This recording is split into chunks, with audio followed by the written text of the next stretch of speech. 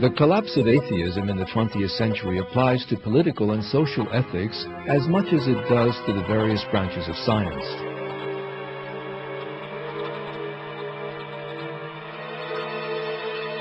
The overthrow of communism is one of the most important examples of this.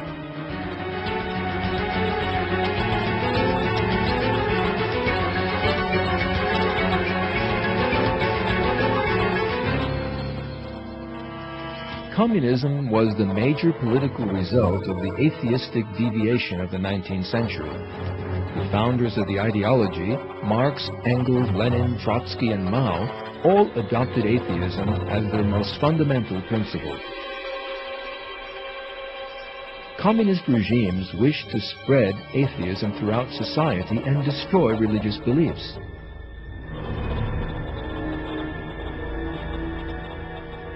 Terrible oppression was aimed at religious communities, particularly Muslims in Stalin's Russia, Red China, Cambodia, Albania, and certain Eastern Bloc countries.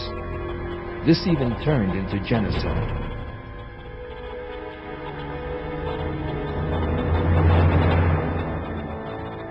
Yet that bloody atheist system collapsed in a surprising manner in the late 1980s. What was actually collapsing was atheism itself. The American writer Patrick Glynn has this to say on the subject. As historians penetrate the circumstances of the communist collapse, it is becoming clear that the Soviet elite was itself in the throes of an atheistic crisis of faith, having lived under an atheistic ideology. The Soviet system suffered a radical demoralization in every sense of that term.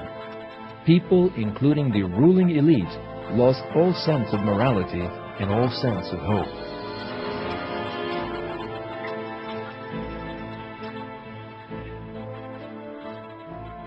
One interesting sign of this atheistic crisis of faith in the Soviet system was the reforms President Mikhail Gorbachev tried to implement. From the day Gorbachev came to power, he took an interest in moral issues as well as economic reforms.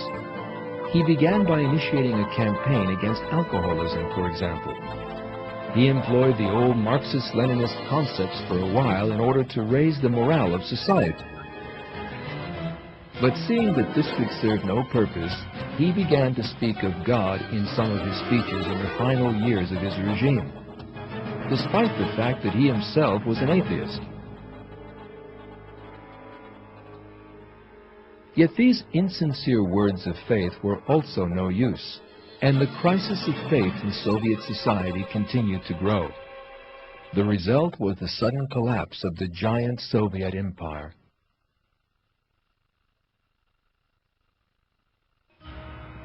Communism was not alone in the 20th century. Fascism, another product of the 19th century atheist philosophies, also collapsed. Fascism was a philosophy that can be regarded as a synthesis of atheism and paganism. Friedrich Nietzsche, regarded as the ideological founder of fascism, praised paganism, fiercely attacked the divine religions, and even described himself as an antichrist. Nietzsche and Martin Heidegger, one of his disciples, were the main sources of inspiration behind Nazi Germany.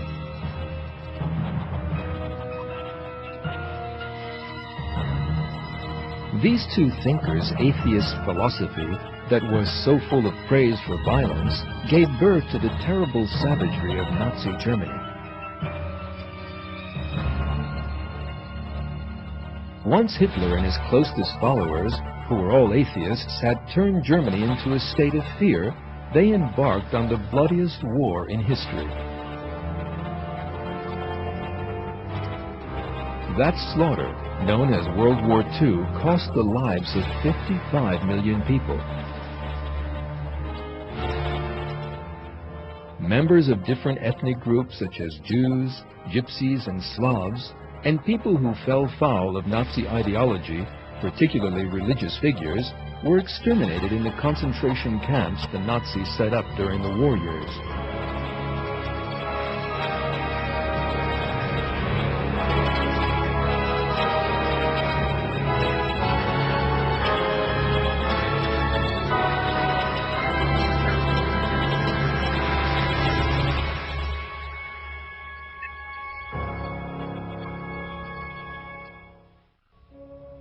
Another social result of atheism emerged in liberal Western societies in the second half of the 20th century.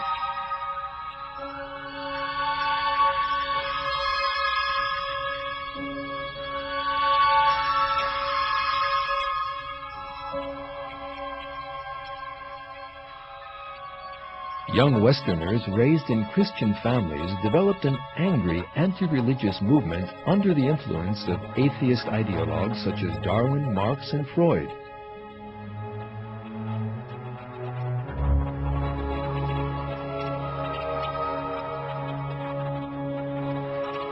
That movement developed rapidly in the United States and Western Europe in the 1960s and gave birth to the sexual revolution and the hippie dream that accompanied it. The hippies believed that they could find happiness by means of unlimited drugs and sex.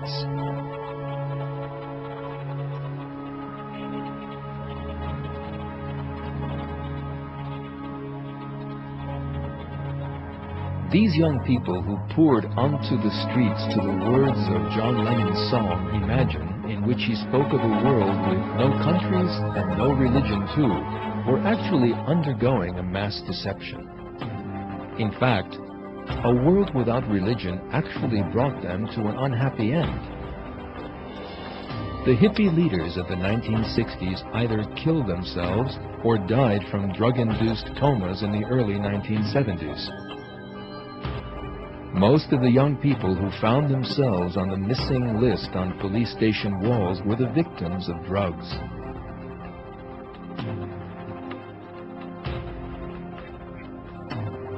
Those young people of the same generation who turned to violence found themselves facing violence. The 1968 generation, who turned their backs on God and religion and imagined they could find salvation in such concepts as revolution or love, ruined both themselves and their societies.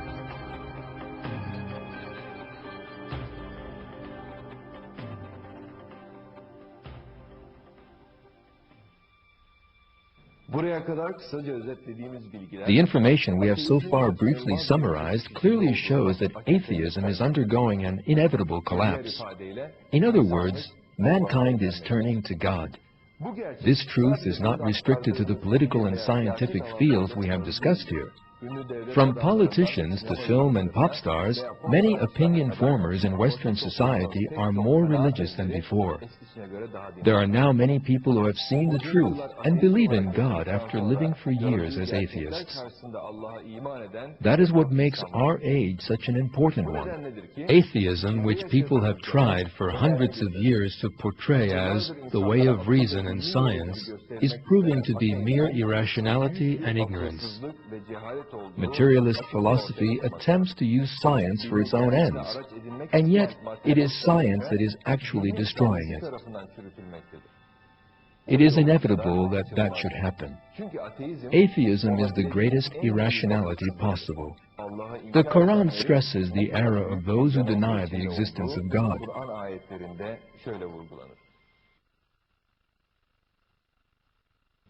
How can you reject God when you were dead and then He gave you life?